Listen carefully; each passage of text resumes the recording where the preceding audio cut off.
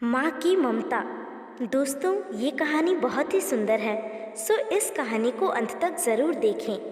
एक गांव में एक परिवार सुखी से अपना जीवन व्यतीत कर रहा था। उस परिवार में केवल पति पत्नी थे।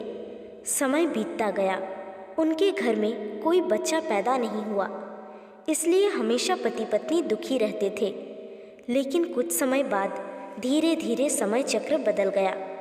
एक दिन उसकी माँ के पति को ऐसी बीमारी हो गई कि वह बिस्तर पर लेटने के बाद फिर से उठने की क्षमता खो बैठा।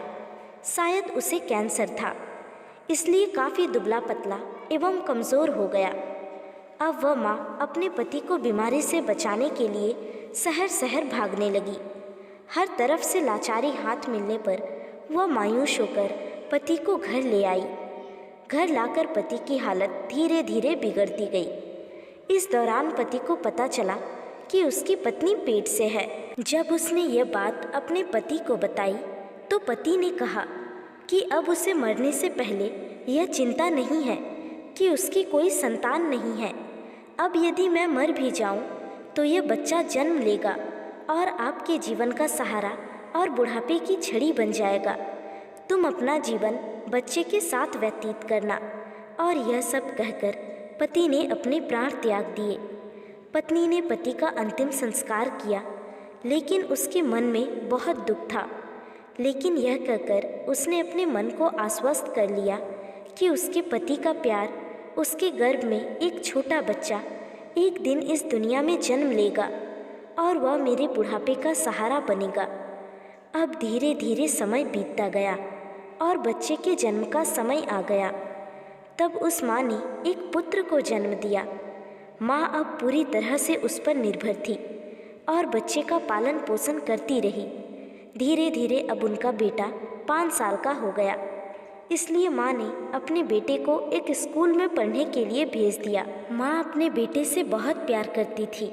माँ अपने बच्चे का दर्द नहीं देख सकती थी, इसलिए माँ उस बच्चे का दुख एवं दर्द स्वयं उठाती रही। अमीर लोगों के घरों में काम करके कुछ पैसे बचाती, वह बेटे की हर मांग पूरी करती थी। धीरे धीरे बेटा बड़ा हुआ और उसने उसे गांव से बाहर शहर में पढ़ने के लिए भेज दिया। बेटा भी मन लगाकर पढ़ाई करने लगा और एक दिन वह एक बड़ा अधिकारी बन गया। जब माँ को इस बात का पता चला तो वह बहुत खुश हुई कि उसके जीवन के सभी संकट अब उसके बेटे द्वारा काट दिए जाएंगे। बेटा अब गांव से दूर रहने लगा और आत्मविश्वास से अपना काम करने लगा। अब उसकी माँ गांव में अकेली रह गई थी। धीरे धीरे समय बीतता गया।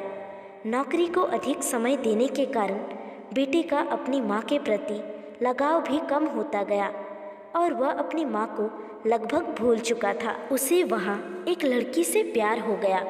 जब उसने लड़की को अपनी माँ के बारे में बताया तो लड़की ने कहा कि अगर वह यह सब अपनी माँ को बताएगा तो वह हमारी शादी के लिए तैयार नहीं होगी।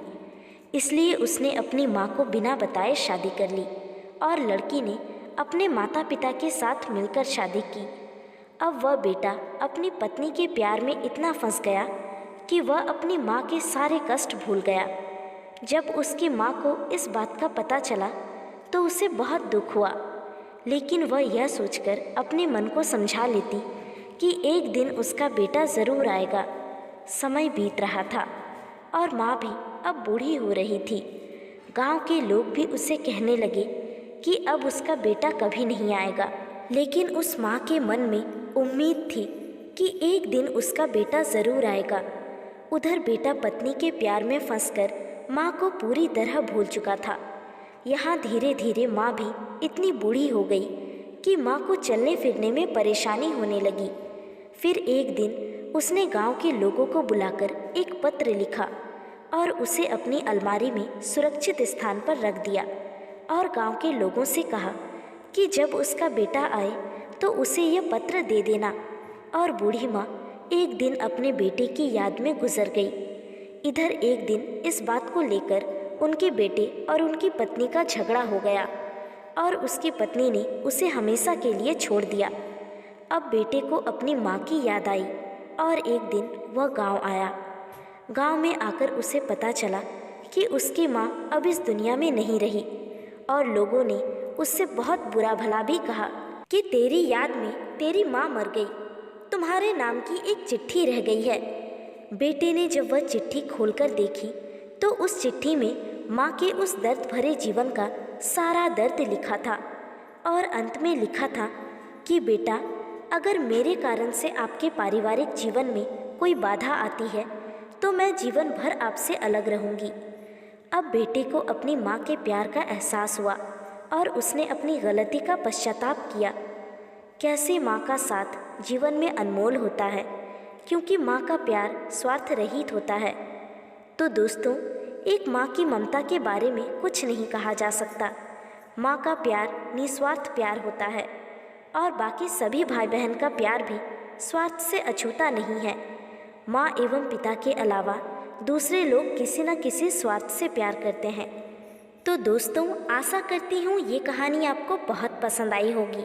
अगर पसंद आई है तो वीडियो को लाइक करके चैनल को सब्सक्राइब और बेल आइकॉन को प्रेस ज़रूर कर लें, ताकि ऐसी ही कहानियाँ आपको रोज़ाना मिलती रहे। धन्यवाद।